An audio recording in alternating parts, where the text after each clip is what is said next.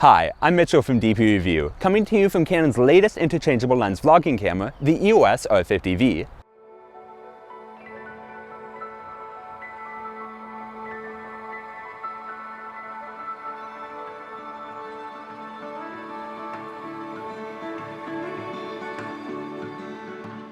It features the same 24-megapixel APS-C sensor found in the more photo-focused EOS R50, though the two cameras aren't as alike as their names imply.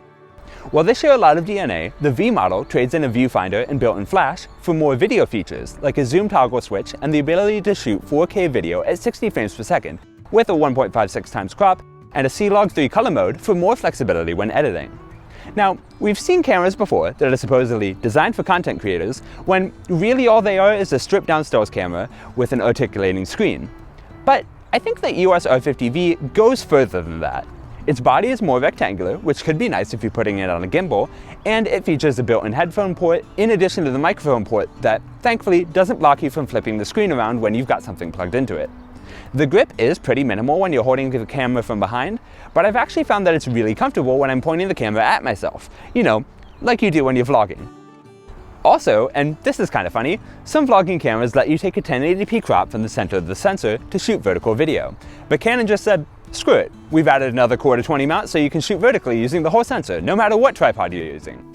The touchscreen UI has also gotten a vlogging-focused redesign, giving you quick access to most of the settings you'll need, even when the camera is facing you. It works in both landscape and vertical mode, though if you do need to dive into the touch-friendly main menus, those are landscape only. The physical controls are also a decent complement to the touchscreen, and give you quick and configurable shortcuts to a lot of the settings and functions you'll need while shooting video.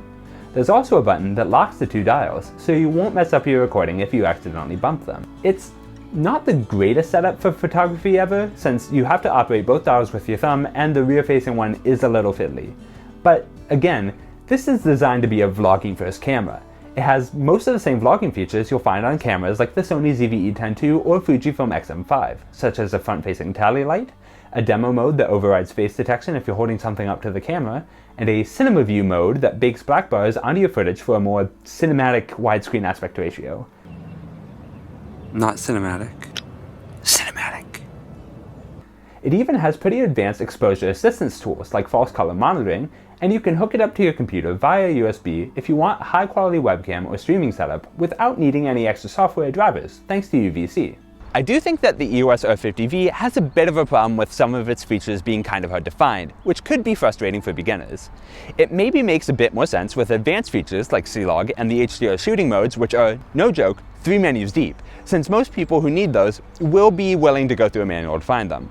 But take the product demo mode for example. On other cameras, it's literally just a setting on the main screen, or there's even a dedicated button for it. But on the EOS R50 V, you have to switch to the scene mode and choose the movie for close-up demo scene. Unless you're using it as a webcam, in which case there is just an option on the screen, that seems like an odd decision to me. There are a few bigger issues with this camera too, though not all of them are unique to it. Like the ZV-E10 II and the X-M5, the EOS R50 V's sensor is unstabilized, which isn't ideal if you're shooting handheld. It has 2 levels of digital stabilization, each adding a bit of additional crop, but I wouldn't want to use them for walking and talking. They add this jittery wobbly effect that I find quite distracting, and they can also have quite a bit of grab and release when you're trying to pan. If you're trying to smooth out shakes in a handheld static shot, they can work, but otherwise I'd want to use a stabilized lens. Thankfully, the kit lens, which costs an extra $200, has optical stabilization, though that won't correct for roll like a stabilized sensor will. It can only do so much, as you've probably seen. Speaking of the kit lens though, check this out. Even when I'm using the camera's internal microphone, there's pretty much no zooming noise at all. That's quite impressive. It's also wide enough that even with the crop in the 4K 60 mode, it's still pretty usable. Now you might be thinking, but Mitchell, if even the $1,000 Sony has this problem, then surely this camera is a better option, since I could get it and a gimbal and still come out ahead. And you know, that's kind of a fair point, but there are a few other things to consider. First is that the ZV-E10 II 60 FPS mode only comes with a 1.1 times crop, whereas the EOS R50 V's comes with a 1.56 times crop. So if you want to shoot slow motion or like the hyper real look, the Sony's definitely the better option. The X-M5 has a much smaller crop in 60p mode as well, and it can shoot twice as slow in 1080p. There's also the EOS R50 V's rolling shutter, which is Look, I'm not gonna mince words here, it's really bad at 4K unless you're shooting at 60 FPS. You basically will get a jello effect when you're panning the camera unless you do it quite slowly. The Fujifilm isn't great in this regard either, but it's still noticeably better, and the ZV-E10 II is miles ahead. Okay, so at this point you might be watching and thinking that I just listed a ton of deal breakers. If you're a vlogger whose videos are about going outside and filming your everyday life, then yeah, the unstabilized sensor, big crop in 60p, and rolling shutter are all reasons you should probably avoid this camera. But just like I said in the ZV-E10 II review, that's not what vlogging is to everyone. For some people, it's sitting in a relatively well-lit place and talking to the camera, like I'm doing now. And in that scenario, stabilization and rolling shutter just aren't gonna matter as much. If you're one of those people, the EOS R50 V should provide most of what you need at a very attractive price, while also having a lot of the advanced color modes and features that you may want on more complicated productions. If you're willing and able to work around its limitations, it's quite a capable little camera. You just have to realize that there are quite a few of those that you may run into, which ends up kind of hurting its value as a cheap, do almost everything vlogging camera. Okay, I think that does it for this video review.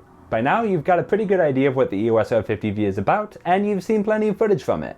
But if you want a bit more detail, be sure to head on over to DPReview.com for the full written review.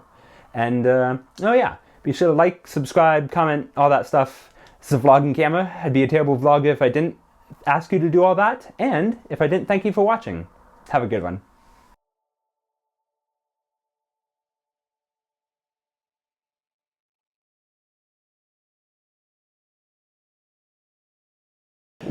One thing that I think most vlogging reviews don't, truly convey is the awkwardness of vlogging in public. And like having someone walk up to you while you're doing this.